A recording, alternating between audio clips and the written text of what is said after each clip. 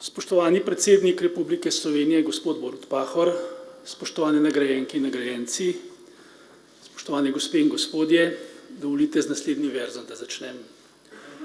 Oče bi ljudi ne bilo pri nas, ljudi, ki ne ubogajo na vsak ukaz, potem bi nas že kdaj odnesel plaz.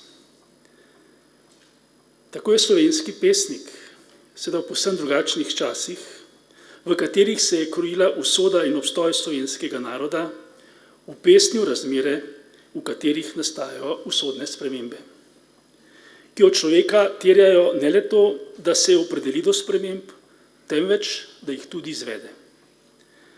Ne glede na ceno oziroma posledice. In to je ključna značilnost inovativnosti. Preseganje slehernih obstoječih razmerij za novimi, spremenjenimi dognanji. Če teh lastnosti človeštvo ne bi imelo, potem ne le, da se danes ne bi pogovarjali po mobilnih telefonih, temveč bi bili prikrajšani za večino civilizacijskih pridobitev.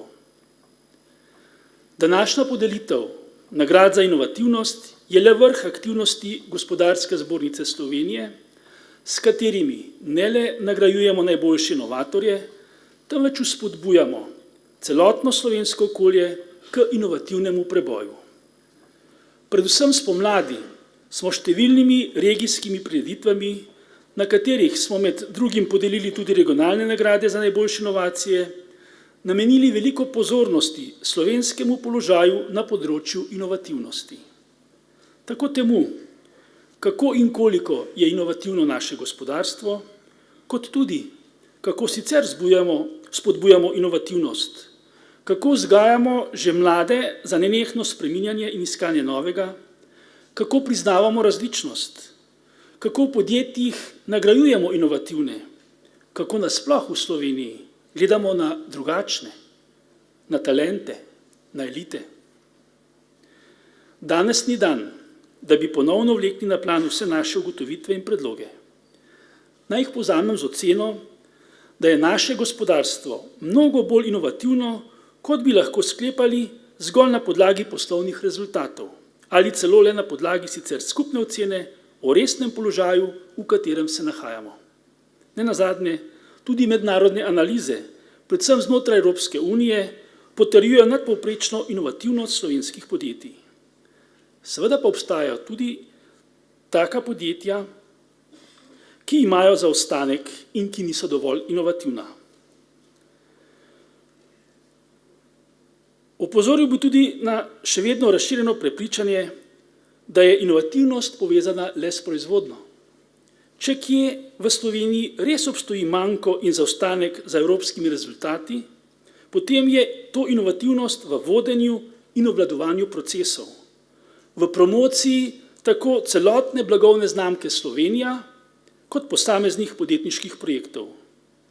In žal nam najbolj inovativnosti manjka prav pri vodenju države, da bi le-ta s svojim celotnim aparatom postala naša primerjalna prednost, ne pa ovira. Kaj nam inovativnost in nagrade predstavljajo? Najprej seveda priznanje najboljšim, ki so dokazali, da zmorejo biti naši najboljši uspešni v vsakršnih razmerah.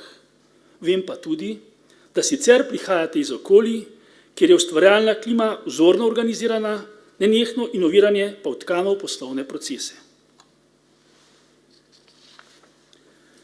Hkrati pa danes vzpodbujamo tudi samozavest, ki bo dala odločnost, ki jo rabimo, da izpeljemo spremembe, da bomo znali in zmogli stopiti skupaj in prevzeti odgovornost.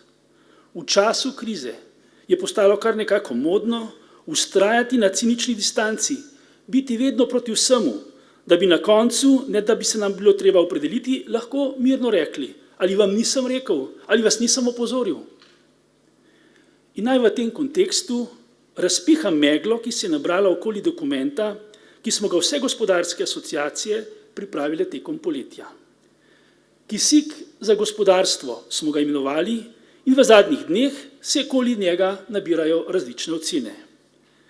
Mi smo v tem dokumentu, tako kot smo predsednici vlade obljubili že 17. julija, pripravili tiste predloge, ki bi jih lahko izpeljali v najkrajšem času in bi dali rezultate, s katerimi bi zaustavili upad gospodarske rasti in povečali našo konkurenčnost. Naj opozorim, da si nikakor ne domišljamo, da imamo le mi najboljše predloge in da vedno natančno vemo, kaj bi bilo treba storiti.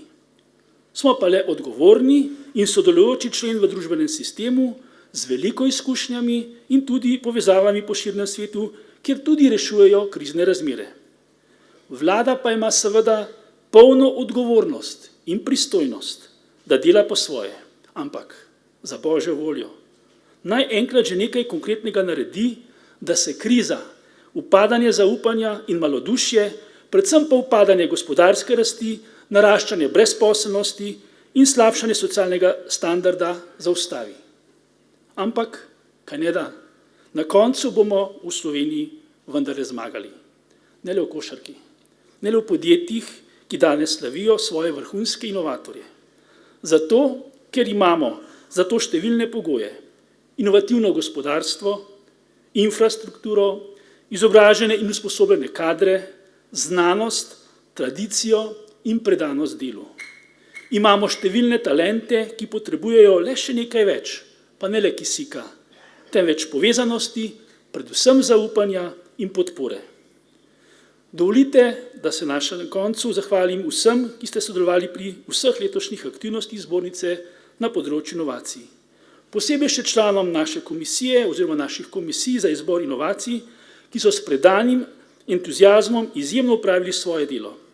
In seveda vam, nagrajenci, vi ste naša luč, ponosni smo na vas in vam želimo, da boste še dolgo uspešni, vsem nam pa, da boste imeli čim več uspešnih posnemovalcev.